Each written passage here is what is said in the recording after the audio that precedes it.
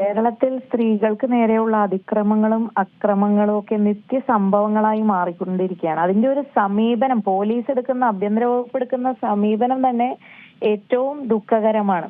ഞാൻ മഹിളാ കോൺഗ്രസിന്റെ സംസ്ഥാന പ്രസിഡന്റ് എന്ന നിലയിൽ കഴിഞ്ഞ ജനുവരി 4 തീയതി മുതൽ ഈ സെപ്റ്റംബർ 29 വരെ കേരളത്തിലെ എല്ലാ പഞ്ചായത്തുകളിലേക്കും 1474 മണ്ഡലങ്ങളിലേക്കും സാഹസ് യാത്ര നടത്തി നേരിട്ട് സ്ത്രീകളുമായി അവരുടെ ആശങ്കകൾ ഒക്കെ ആശയവിനിമയമൊക്കെ നടത്തുമ്പോൾ കുറ്റപത്രം ഓരോ സ്ഥലത്തു നിന്നും നിവേദനങ്ങളൊക്കെ ലഭിക്കുന്നതിലെല്ലാം തന്നെ ഏറ്റവും ഒരു ഭീതിജനകമായ സാഹചര്യമാണ് കേരളത്തിലുള്ളത്.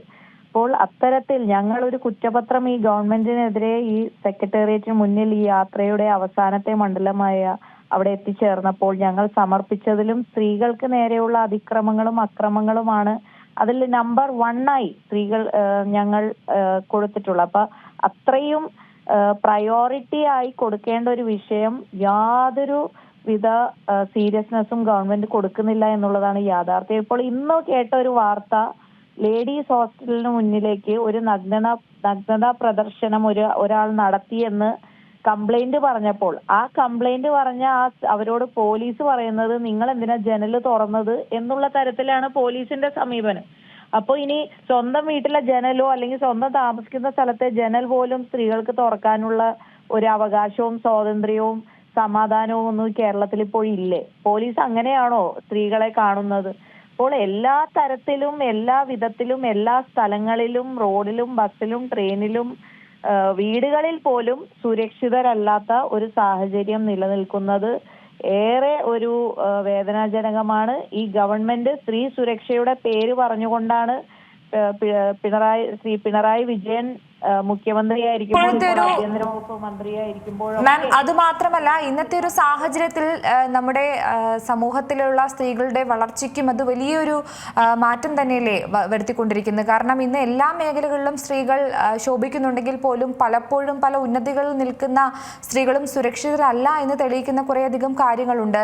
അതിലേക്കൊക്കെ നയിക്കുന്നത് ഇന്നത്തെ നമ്മുടെ ഒരു സൊസൈറ്റി, നമ്മുടെ സമൂഹത്തിന്റെ ഒരു കാഴ്ചപ്പാട് കൂടിയല്ലേ? സമൂഹത്തിന്റെ കാഴ്ചപ്പാട് എന്നുള്ളതിന്റെ ഒക്കെ അപ്പുറത്തേക്ക് ലോ ആൻഡ് ഓർഡർ ആണ് അടിസ്ഥാനപരമായിട്ടുള്ള പ്രശ്നം.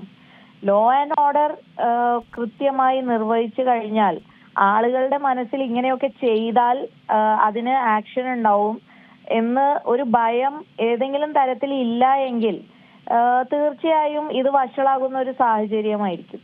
അപ്പോ ഇതൊരു ബാലൻസ് ആണ്, പൊതുജനത്തിന്റെ അല്ലെങ്കിൽ ആളുകളുടെയൊക്കെ ഒരു ബോധം ഇത്തരത്തിലുള്ള കാര്യങ്ങൾ. പക്ഷെ അതിലേക്ക് നയിക്കണമെങ്കിൽ കൃത്യമായ ഒരു ലോ ആൻഡ് ഓർഡർ സംവിധാനം രാജ്യത്തും സംസ്ഥാനത്തും ഒക്കെ ഉണ്ടാവണം. ഇതിപ്പോ സ്ത്രീ പീഡനത്തിൽ കേരളം നമ്പർ 1 ആണ്. സുരക്ഷയില്ലാത്ത ഒരു കേരളമായി കേരളം മാറിയിരിക്കുകയാണ്. അപ്പോ ഇത്തരത്തിലുള്ള സാഹചര്യങ്ങൾക്ക് എന്ത് നടപടിയാണ് ഈ ഗവൺമെന്റ് സ്വീകരിക്കുന്നത്? സ്ത്രീ പീഡന കേസുകളുടെ കാര്യത്തിലാണെങ്കിലും സ്ത്രീകൾക്ക് നേരെയുള്ള അതിക്രമം, ലഹരിയുടെ ഇത്തരൊരു സാഹചര്യം അല്ലെങ്കിൽ കണക്കുകളൊക്കെ വ്യക്തമാക്കുമ്പോൾ ഇത് ഈ ഒരു ചെറിയ കണക്കുകൾ മാത്രമല്ല, നമുക്ക് ഇത്തരത്തിലെ കാലഘട്ടത്തോളം പഴക്കമുണ്ട് സ്ത്രീകൾക്കെതിരായ ഈ ഒരു അക്രമങ്ങൾക്ക്. അതിനൊരു അറുതിയില്ല. അത് ഏത് സർക്കാരുകൾ വന്നാലും അതിന് ഒരു മാറ്റമില്ലാതെ തുടരുകയാണ്. പക്ഷെ അതിന്റെ ഒരു കൂടുതൽ എന്നുള്ള ഒരു സാഹചര്യം ഉണ്ടല്ലോ. നാഷണൽ ക്രൈം റേറ്റ് റെക്കോർഡ്സ് ബ്യൂറോയുടെ കണക്ക് പ്രകാരം 86% കേരളത്തിൽ സ്ത്രീകൾക്ക് നേരെയുള്ള അതിക്രമം.